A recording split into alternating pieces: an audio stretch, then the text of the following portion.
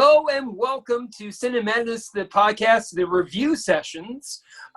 Today we're going to be talking about Old Guard. My name is Roman, and of course I'm with my co-hosts. Today I have the wonderful Allison. Hello, I'm a co-host. Yes, you are. And we have our charming but sensitive Adam. How you doing today? I'm sensitive. Aww.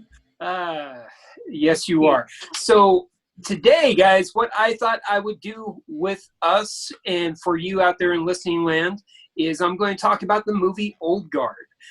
So Old Guard is a movie that was released quite recently on Netflix. It stars Charlize Theron, and it's based off of a comic of the same name.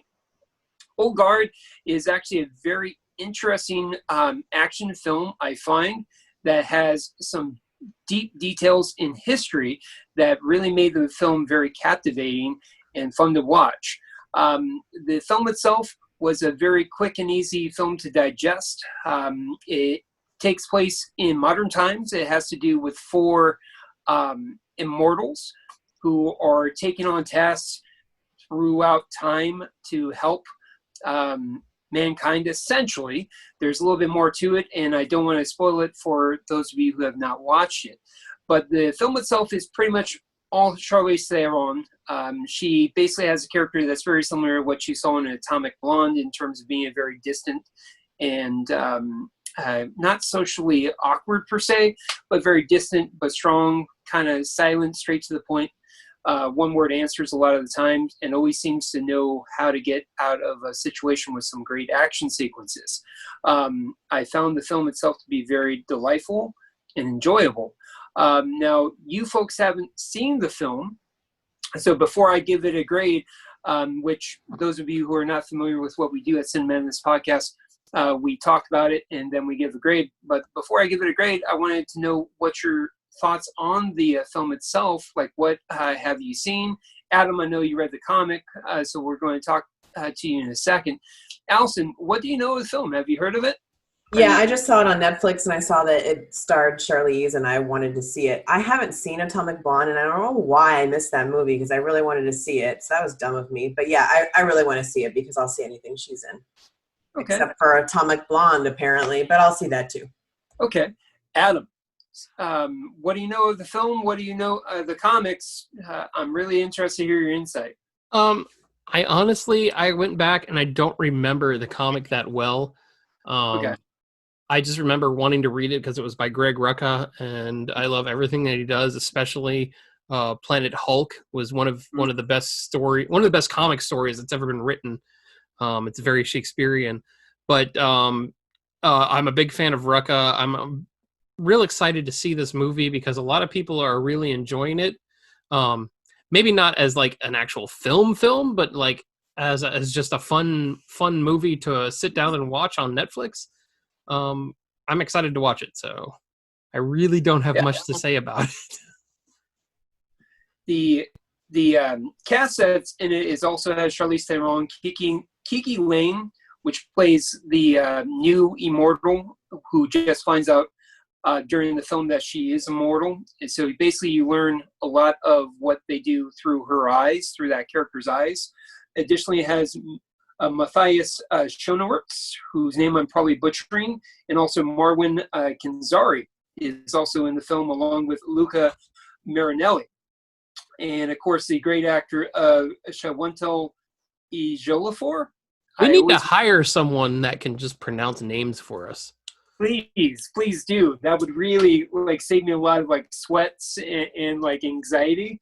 But my only pain of the film that I felt is when you guys watch it is Charlize Theron is such an excellent actor. She is fantastic, and her co-star Ms. Kiki Lane, I feel, is a fine actor.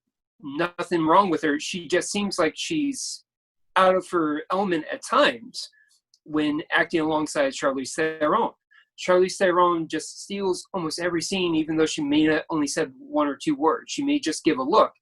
And Kiki Lane, unfortunately, seems a little bit out of her element. But all in all, I absolutely enjoyed it. I highly recommend this film. for you if you're a fan of action, if you're a fan of history, because they give some nice tidbits on history. And there's a great line where it talks about a Degas artwork, and there's some backstory to that, and a Rodin. So perhaps you might enjoy that if you're a art buff as well. But go ahead.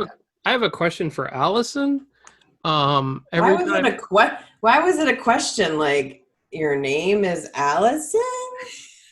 I think that's your name, or is it Kiki? Whatever, Roman. No, it's because of the way I think of it. Every time he said the name Kiki Lane, did you sing Penny Lane in your head like I did? I did. Well, I not only sang Kiki Lane. Kiki Lane isn't okay, but I also thought you were going to say Kiki Palmer, because she's another actress. She was in Scream Queens and stuff like that. Because everybody you kept saying outside of Miss Charlize, I've never heard of before.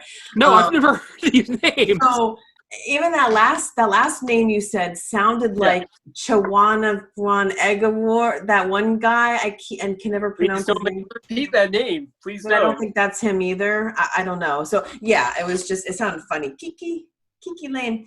But yeah, going back to what you said about Charlize, I rewatched Bombshell the other night. Have you seen? I know Adam saw Bombshell, but have you seen Bombshell? No, I have not yet. Okay.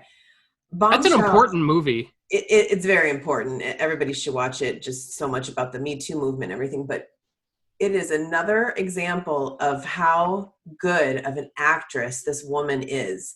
I mean, not only does she look the part, and they did such a good job with her makeup, making her look like Megyn Kelly, but she, even though has scenes with Margot Robbie, she's a good up-and-coming actress, and Nicole Kidman, she just steals every scene she's in. Like, you cannot take your eyes off this woman. In every movie, she just gets better and better and better in. So I get what you're saying. Like, these no-name Kiki people are probably like, well, I don't even know. Like, I can act my ass off, but I'm next to Charlize Theron, so you know. Right. Not even John Lithgow could act Charlize in that Bombshell. I cannot say enough good things about that movie, so I hope you can watch it one time, Roman. But because she is just phenomenal. So yeah, this is on my list definitely, and she's got that cute short black haircut going on too. She looks super hot. Yeah, super hot.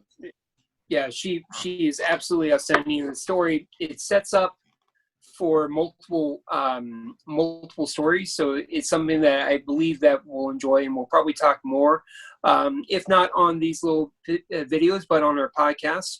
But I give the film a solid B. Is what I give. I know my counterparts haven't seen it yet, so unfortunately they can't give a grade. For those of you who are not familiar with what we do on Cinemadness podcast, but you can always follow us on our Twitter account of Cinemadness P. You can also follow us on our Facebook, where we do a lot of interactions at Cinemadness the podcast. If you like this video, please go ahead and subscribe, like it, share it. If you don't like it, please go ahead, feel free to comment below, let us know, and we'll be happy to see what we can do to grow and become better. But thank you very much for joining us, and please stay tuned for other reviews on other movies that we're going to be doing. Thank you very much for joining us, folks. See you next time.